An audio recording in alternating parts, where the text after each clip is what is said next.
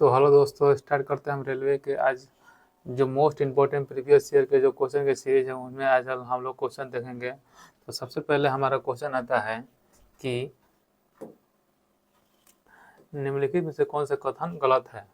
तो पहला क्वेश्चन के अकॉर्डिंग जो ऑप्शन है, द्रव के कणों के बीच एक बल कार्य करता है। तो हाँ, द्रव के कणों के बीच आकर्षण बल काम करता है। ठीक है, आकर्षण बल जो है द्रव के बीच काम करता है। और द्रव दूसरा ऑप्शन है, ये सही है। दूसरा जो है ऑप्शन, द्रव के कणों के बीच कार्यरत बल उन्हें एक साथ बांधे रखता है। तो हाँ, इसमें भी सही है कि अंतराणविक बल जो होता है वो उन्हें एक दूसरे से बांधे रहता है। तो ये दूसरा भी ऑप्शन हमारा सही है। तीसरा ऑप्शन है, जो द्रव के कणों के बीच आकर्षण बल का सामर्थ्य स्थिर। यहाँ पर जो स्थिर बोला है, ये स्थिर नहीं होता है। कहने का मतलब है कि अंतराणविक जो इंटरमोलिकुलर जो फोर्स होता है वो ठोस में ज़्यादा होता है और द्रव में थोड़ा कम होता है और गैस में उससे भी कम होता है, यानी अलग अलग पदार्थ में अलग अलग होता है। तो इसीलिए ये वाला क्वेश्चन, अब जो ऑप्शन है हमारा, गलत है। तो चलिए नेक्स्ट क्वेश्चन पर हम लोग आगे बढ़ते हैं।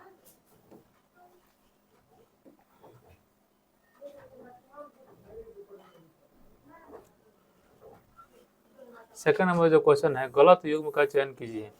गलत युग्म का चयन कीजिए, इसमें बोला गया है कि गलत युग्म का चयन कीजिए। तो कहने का मतलब है कि जो पहला ऑप्शन है कि छोटे मांसाहारी तृतीय पोषक स्तर के हैं। तो छोटे मांसाहारी जो होते हैं वो तृतीय पोषक स्तर के, यहाँ पर क्वेश्चन जो ऑप्शन के अकॉर्डिंग सही है। और प्राथमिक उपभोक्ता जो है द्वितीय पोषक स्तर है, ये भी ऑप्शन हमारा सही है। और उसके बाद जो स्वपोषी हैं वो प्रथम पोषक स्तर के हैं, तो ये भी ऑप्शन सही है।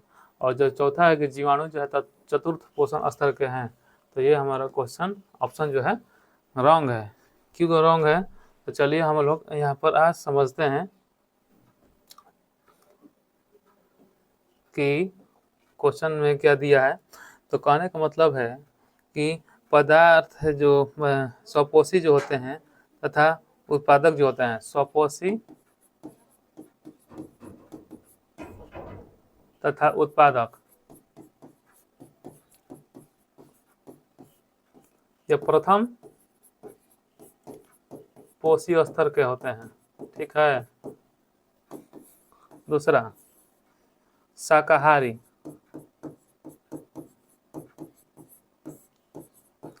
तथा प्राथमिक उपभोक्ता।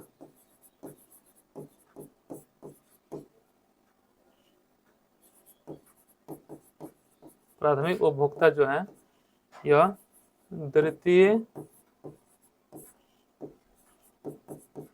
पोषण स्तर के हैं। ठीक है। और तीसरा, छोटे मांसाहारी, छोटे मांसाहारी तथा द्वितीयक उपभोक्ता, यह तीसरे पोषी स्तर होते हैं। और चौथा जो है, बड़े मांसाहारी तथा तृतीयक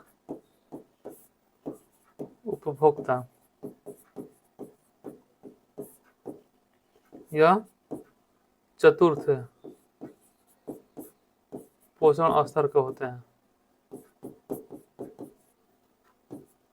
तो कहने का मतलब है, यहाँ पर हमारा जो चतुर्थ है, छोटे मांसाहारी, जो क्वेश्चन के अकॉर्डिंग बोला गया था कि छोटे मांसाहारी जो है, छोटे मांसाहारी और द्वितीय उपभोक्ता, छोटे मांसाहारी और तृतीय उपभोक्ता जो हैं, यहाँ पर छोटे मांसाहारी और द्वितीय उपभोक्ता जो हैं वो हमारा तो सही है ऑप्शन के अकॉर्डिंग। प्राथमिक उपभोक्ता, यहाँ पर बोलबे किया है कि प्राथमिक उपभोक्ता जो है, प्राथमिक उपभोक्ता है वो द्वितीय पोषक होता है, तो ये भी द्वितीय उपभोक्ता है। और स्वपोषी, तो स्वपोषी यहाँ पर है, देखिए स्वपोषी जो है प्रथम पोषी स्तर के हैं, तो यहाँ पर भी प्रथम पोषी स्तर बताया गया है, तो ये भी हमारा सही है।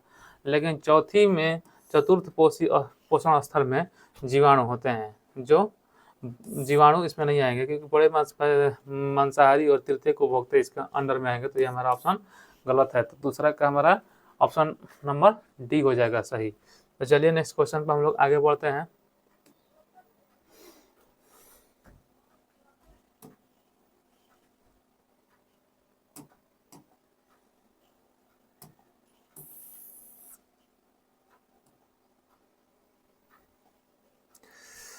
तो अगला हमारा क्वेश्चन है कि 10 मीटर के लंबे तार के तांबे के तार का प्रतिरोध जो है यानी रेजिस्टेंस जो है R ओम दिया है और 5 मीटर लंबे तांबे के तार का प्रतिरोध कितना होगा। तो सबसे पहले हम लोग देखेंगे कि रो कितना दिया हुआ है। तो रो जो है यहाँ पर रो, इसको प्रतिरोधकता बोला जाता है, प्रतिरोधकता, ठीक। और L जो होगा वो हमारा लंबाई हो जाएगा और A जो है हमारा क्षेत्रफल हो जाएगा।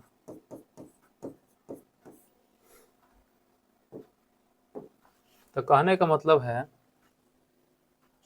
कि इसमें जो दिया है, सबसे पहले हम लोग को बोला है इसमें कि इसका फॉर्मूला होता है कि रेजिस्टेंस बराबर होता है rho into L by A। तो यहाँ पर हम लोग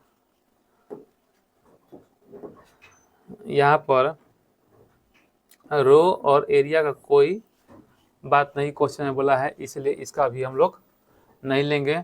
तो इसलिए डायरेक्ट R जो है डायरेक्टली प्रोपोर्शनल टू L हो जाएगा, रेजिस्टेंस जो है डायरेक्टली प्रोपोर्शनल लंबाई का हो जाएगा। तो यहाँ से जो फॉर्मूला बनता है R2 बटा में R1 बराबर L2 बटा में L1। तो R2 हमारा दिया हुआ है, निकालना है, और R1 R दिया हुआ है क्योंकि क्वेश्चन में बोला हुआ है यहाँ पर R, और L2 जो है यहाँ पर 5 दिया हुआ है, L1 जो है यहाँ पर 10 दिया हुआ है।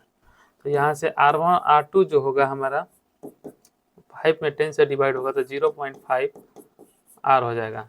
यानी इसका एक्यूरेट आंसर जो है हमारा क्या बनेगा, एक्यूरेट हमारा होगा इसका आंसर ऑप्शन नंबर डी जो है इसका एक्यूरेट आंसर हो जाएगा। तो चलिए नेक्स्ट क्वेश्चन पर हम लोग आगे की ओर बढ़ते हैं।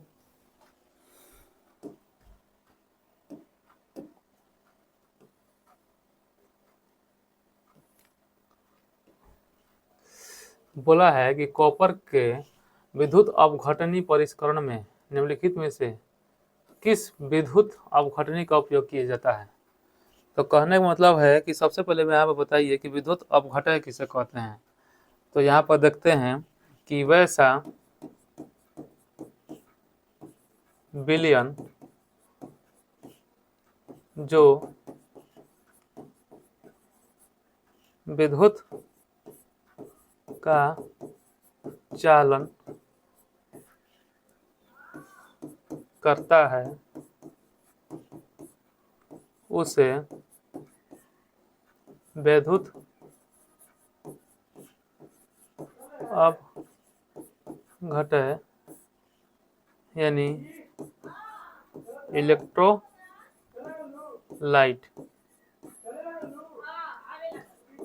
कहेंगे, ठीक है। तो सबसे पहले इसमें क्वेश्चन में बोला है कि इलेक्ट्रोलाइट के बारे में बताया गया है। तो कहने का मतलब है कि एक जार में अगर हम लोग एक धन ध्रुव पॉजिटिव चार्ज और एक कैथोड और एक एनोड लेते हैं जिसमें CuSO4 प्लस H2O डालेंगे और इसे एक बैटरी से कनेक्ट कर देंगे।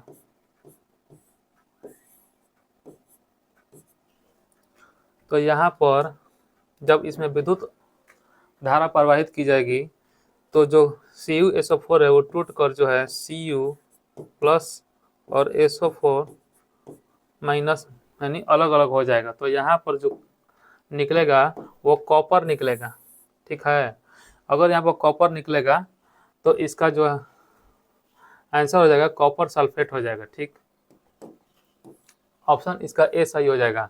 बाकी जो यहाँ पर दिया हुआ है सोडियम सल्फेट Na2SO4 इसका सूत्र होता है। क्यूप्रस क्लोराइड जो होता है इसका सूत्र होता है CuCl। और जो कॉपर ऑक्साइड होता है इसका होता है सूत्र CuO। ठीक है, तो चलिए नेक्स्ट क्वेश्चन पर हम लोग आगे की ओर बढ़ते हैं।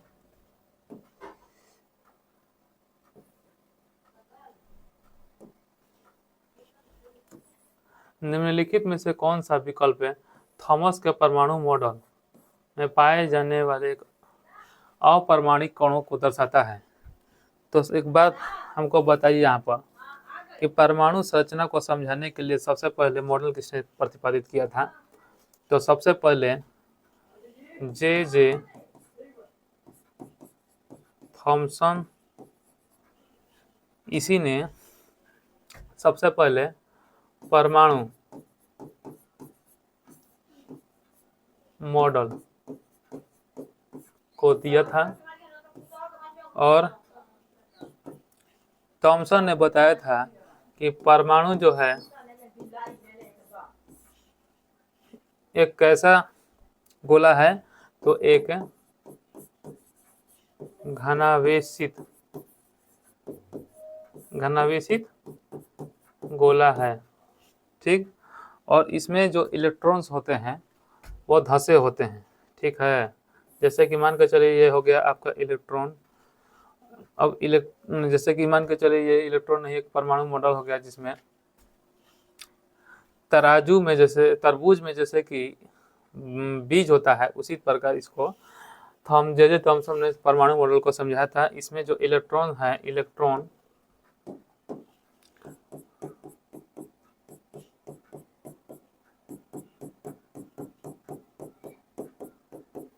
इसमें इलेक्ट्रॉन होते हैं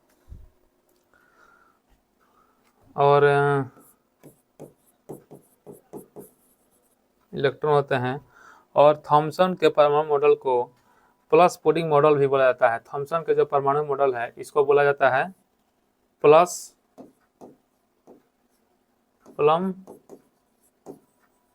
पुडिंग मॉडल भी कहा जाता है, क्योंकि प्लम पुडिंग का मतलब होता है कि इसको एक केक में जैसे कि सजाया जाता है, उसको चॉकलेट से उस तरह भी इसको डिनोट कर दिया जा सकता है। और जिसके भीतर जो है ऋणावेशित इलेक्ट्रॉन्स अंतर्निहित होते हैं। और इसमें उप परमाणु कण जो होते हैं, जो परमाणु से छोटे होते हैं, वो कणों इलेक्ट्रॉन, प्रोटॉन और न्यूट्रॉन होता है। ठीक है, तो इसका जो आंसर हो जाएगा ऑप्शन नंबर बी हो जाएगा। केवल इलेक्ट्रॉन होता है, यानी परमाणु मॉडल में केवल इलेक्ट्रॉन होते हैं। ठीक है, केवल इलेक्ट्रॉन होते हैं, तो इसका आंसर जो है बी हो जाएगा। तो चलिए नेक्स्ट क्वेश्चन पर हम लोग आगे बढ़ते हैं। 6 नंबर क्वेश्चन, आमाशय भित्ति में स्थिर जठर ग्रंथियां निम्नलिखित में से किसका स्राव नहीं करती हैं? तो जठर ग्रंथियां के बारे में यहाँ पर बताया गया है कि किसका स्राव नहीं करती हैं, किसका स्राव नहीं करती हैं। तो जठर ग्रंथियां इसका स्राव करती हैं। सबसे पहले आप ये जानिए, जठर ग्रंथियां किसका स्राव नहीं करती हैं? तो जठर ग्रंथियां किसका स्राव करती हैं? तो जठर ग्रंथियां जो हैं किसका स्राव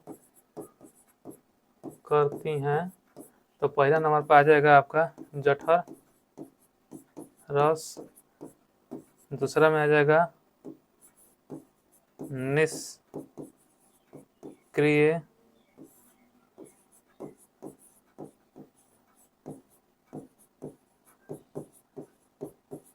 सिनोजेन, तीसरा हो जाएगा HCl और चौथा हो जाएगा आपका म्यूकस, जिसको सलेस्मा बोला जाता है। तो जठर ग्रंथियां में HCl हो जाएगा, तो इसमें आपका HCl सही है। फिर हो जाएगा आपका सलेस्मा, तो आपका सलेस्मा सही है। फिर हो जाएगा पेप्सिनोजेन, तो हो जाएगा पेप्सिन सही है। लेकिन लार का स्राव नहीं करती हैं। ठीक है, तो लार ग्रंथियां लार का स्राव करती हैं। लार ग्रंथियां लार का स्राव करती हैं। लार ग्रंथि जो है आपका लाल का स्राव करती हैं। और लाल ग्रंथियाँ कितने प्रकार की होती हैं? तो लाल ग्रंथियाँ जो हैं, लाल ग्रंथियों की संख्या 6 होती हैं, जो 3 जोड़ी में होती हैं। ठीक है, 3 जोड़ी में होती हैं। तो चलिए नेक्स्ट क्वेश्चन पर हम लोग आगे बढ़ते हैं। अगला क्वेश्चन है 7 नंबर, निम्नलिखित में से कौन सा समांगी मिश्रण का एक उदाहरण नहीं है? तो समांगी मिश्रण का एक उदाहरण नहीं है, क्वेश्चन बोला हुआ है तो जिसमें जल में कॉपर सल्फेट का चूर्ण, जल में घोली चीनी, जल में तेल और जल में घोला कण। तो पहला जो है जल में कॉपर सल्फेट का चूर्ण जो है पूरा तरह से समांगी मिश्रण है। बी ऑप्शन में जल में घुली चीनी, ये भी पूरा तरह से मिल जाती है जल में, तो ये भी एक समांगी मिश्रण है। और सी जो है जल में तेल, जो जल में तेल जो है ये अलग अलग रहता है, क्योंकि जल में तेल का जो डेंसिटी है अलग होता है, इसलिए ऑप्शन नंबर सी जो है गलत है। और जल में घुला लवण जो है, यानी जल में नमक जो है आसानी से मिल जाता है, तो ऑप्शन जो है डी भी सही है। तो इसका एक्यूरेट आंसर हो जाएगा सी, जो जल में समांगी मिश्रण का एक उदाहरण नहीं है। तो चलिए नेक्स्ट क्वेश्चन पर हम लोग आगे बढ़ते हैं। 8 में निम्नलिखित में से कौन सा पर्यावरणीय कारक सरीसृपों के लिंग का महत्वपूर्ण भूमिका निभाता है? तो कहने का मतलब है, यहाँ पर क्वेश्चन बोला है कि जल में पर्यावरणीय कारण, पर्यावरणीय कारण जो पहले बात है कि तापमान दिया हुआ है, तापमान पर्यावरणीय कारण है जो कुछ सरीसृपों में लिंग निर्धारण के लिए जो प्रमुख भूमिका निभाता है। ठीक है, बाकी मृदा गलत है, दाब गलत है और जल भी गलत है। तो चलिए हम लोग नेक्स्ट क्वेश्चन पर आगे की ओर बढ़ते हैं। कथन 9 नंबर क्वेश्चन में है, एक गलत कथन का चयन कीजिए। तो नर युग्म और मादा युग्म का संलयन निषेचन कहलाता है, तो ये बिल्कुल सही है ऑप्शन। दूसरा ऑप्शन है बी नंबर में कि नर जनन कोशिकाएं पराग कण द्वारा निर्मित होती हैं, तो ये भी ऑप्शन हमारा सही है। मादा युग्मन वर्तिकांग में उपस्थित रहता है, तो यह हमारा ऑप्शन जो है गलत है। निषेचन से हमें युग्मनज प्राप्त होता है, तो ये भी ऑप्शन सही है। तो यह हमारा 9 नंबर का ऑप्शन हमारा सी हो जाएगा, बिल्कुल करेक्ट आंसर हो जाएगा।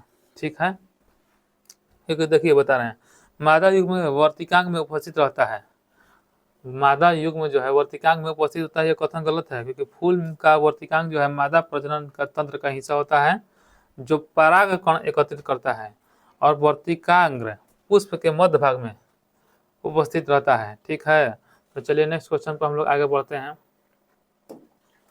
10 नंबर के, जब किसी वस्तु को अवतल दर्पण के सामने 20 सेंटीमीटर की दूरी पर रखा जाता है तो दर्पण के वक्रता केंद्र वास्तविक प्रतिबिंब बनाता है, तो दर्पण द्वारा उत्पन्न आवर्धन क्या होता है? तो सबसे पहले एक बात बताइए कि हो गया हमारा दर्पण, ये होता है हमारा पोल, ये होता है फोकस, ये होता है सेंटर ऑफ कर्वेचर यानी वक्रता त्रिज्या। तो अगर हम यहाँ से एक वस्तु को रखते हैं और यहाँ से हमारा किरण जाता है और फोकस से होते हुए गुजर जाता है, तो यहाँ से 20 सेंटीमीटर दूरी रहता है। ठीक, तो यहाँ से u का जो वैल्यू होता है -20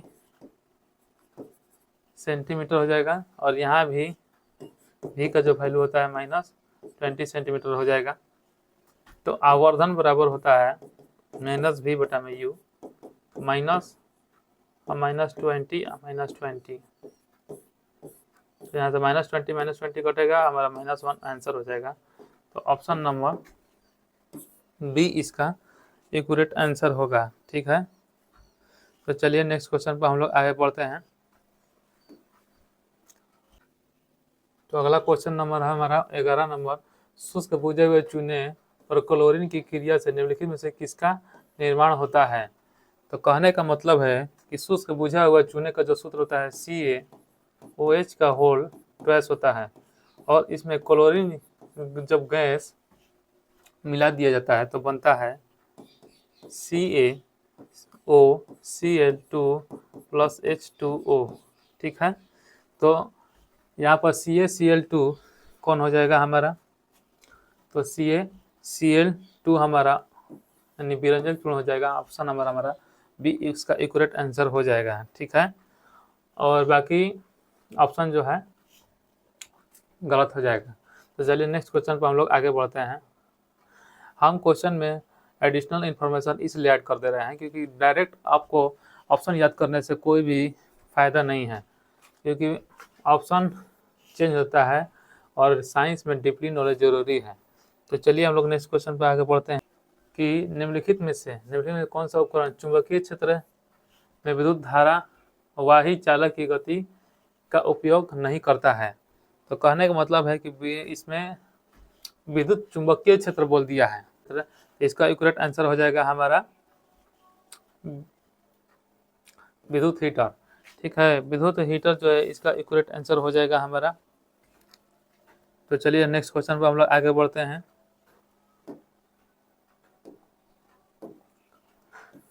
कि जब बस में सफ़र कर रहे होते हैं तो अचानक बस रुकने पर हम आगे की ओर बढ़ने लगते हैं, ऐसा क्यों होता है, ऐसा किसके कारण होता है? तो न्यूटन के गति के तृतीय नियम क्या बोलता है कि क्रिया प्रतिक्रिया, न्यूटन के गति के नियम को क्रिया प्रतिक्रिया नियम बोला जाता है। ठीक, और दूसरा में है ऑप्शन हमारा दिया है कि न्यूटन के गति के तृतीय नियम से हमको बल का जो सूत्र होता है F बराबर ma मिलता है। और तीसरा जो होता है हमारे शरीर के जड़त्व से। तो हमारे शरीर का जो जड़त्व है इसका बिल्कुल सही आंसर है, क्योंकि चौथा ऑप्शन जो है गुरुत्वीय त्वरण G बराबर छोटा g बराबर बड़ा G m में R/e² इसका सूत्र होता है। तो हमारा सही आंसर ऑप्शन नंबर सी बिल्कुल करेक्ट आंसर है। चलिए नेक्स्ट क्वेश्चन पर हम लोग आगे बढ़ते हैं। फलों और बीजों में निम्नलिखित में से किस पादप हार्मोन की उच्च सांद्रता होती है? तो कहने का मतलब है कि पादप हार्मोन कितने प्रकार के होते हैं। सबसे पहले हमको यह जानना होता है। तो पादप हार्मोन जो है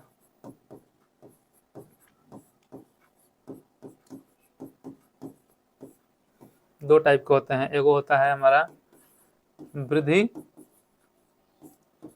प्रवर्धक और एक होता है वृद्धि रोधी। वृद्धि प्रवर्तक जो होता है पौधे की वृद्धि में सहायक होता है, जिसमें फर्स्ट ऑप्शन में आ जाएगा, जिसमें पहला होगा जिब्रेलिन।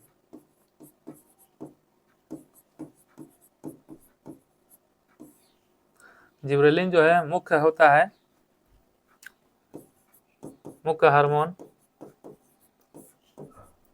अंकुरण में, बीजों के अंकुरण में सहायक होता है और पौधे के वृद्धि नियंत्रण करता है।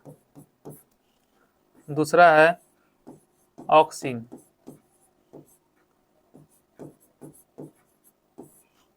ऑक्सिन जो है ऑक्सिन जो है पौधे को ऊपर की ओर वृद्धि करता है, यानी प्रकाश अनुवर्तन बनाता है। और जैसे सूरजमुखी के पौधे में ऑक्सीजन ज़्यादा होता है, इसलिए वो सूरज जिस तरफ होता है उधर ही उसका मुंह हो जाता है। ये तो यह प्रकाश की ओर बढ़ने लगता है। तीसरा में आता है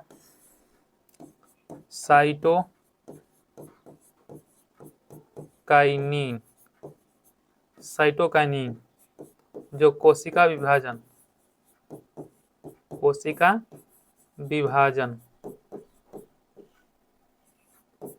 में सहायक होता है। कोशिका विभाजन में सहायक होता है। चौथा नंबर होता है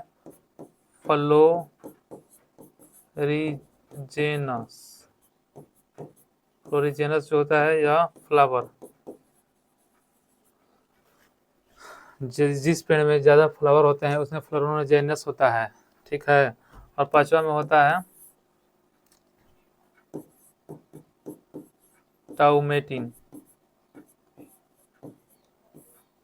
टाउमेटिन यानी घाव भरता है। जैसे पेड़ पौधे को कहीं काटने पर उसमें जो लाशा टाइप के गांठ होने लगता है उसको भरता है, घाव भरता है। तो ये हमारे 5 जो मुख्य हार्मोन हैं वृद्धि प्रवर्तक है। ठीक है, इसमें सब वृद्धि प्रवर्तक में आएंगे। अब हम लोग देखेंगे वृद्धि रोधी। वृद्धि रोधी, वृद्धि रोधी में तो सबसे पहला हमारा आएगा abscisic, abscisic acid. Abscisic acid भी वही काम करता है जैसे कि वृद्धि, अंकुरण और कोशिका विभाजन में।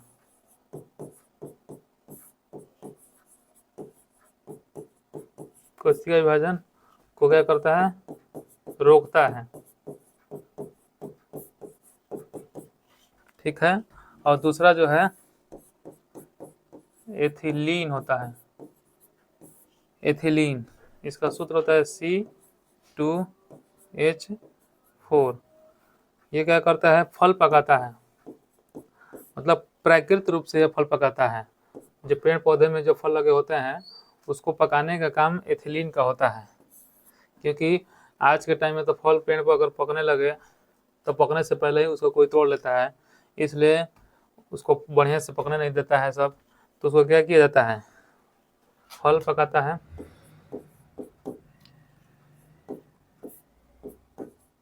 उसको हम लोग क्या करते हैं, नोट कर लीजिएगा, एसिटिलीन। एसिटिलीन, एसिटिलीन यानी कार्बाइड इसको बोला जाता है। C2H2 कृत्रिम, कृत्रिम फल पकाता है। ठीक ना, कृत्रिम ढंग से फल को पकाता है। जैसे कि मान कर चलिए यहाँ पर क्वेश्चन का आंसर हो जाएगा हमारा साइटोकाइनिन। तो चलिए हम नेक्स्ट क्वेश्चन पर आगे बढ़ते हैं।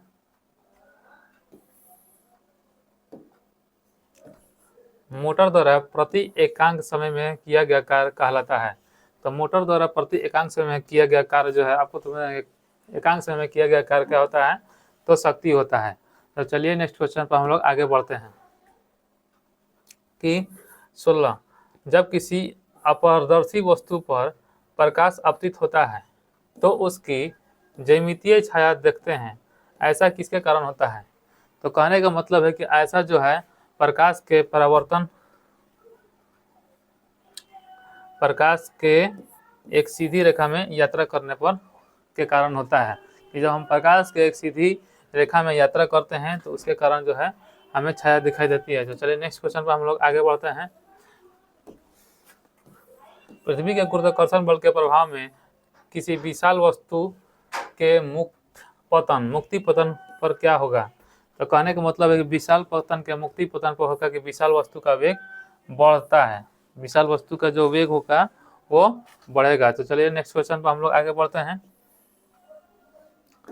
तो हमारा 18 नंबर क्वेश्चन है कि Al2SO4 हमारा हो जाएगा एल्युमिनियम सल्फेट। एल्युमिनियम सल्फेट जो है वो बेरियम क्लोराइड के साथ अभिक्रिया करेगा तो एल्युमिनियम क्लोराइड और बेरियम सल्फेट का बनाता है। तो सही समीकरण संतुलित इसमें हमको पहचाना है। तो फर्स्ट ऑप्शन ही हमारा सही है। तो चलिए नेक्स्ट क्वेश्चन पर हम लोग आगे बढ़ते हैं कि निम्नलिखित में से कौन सा एल्कीन के समान सूत्र है।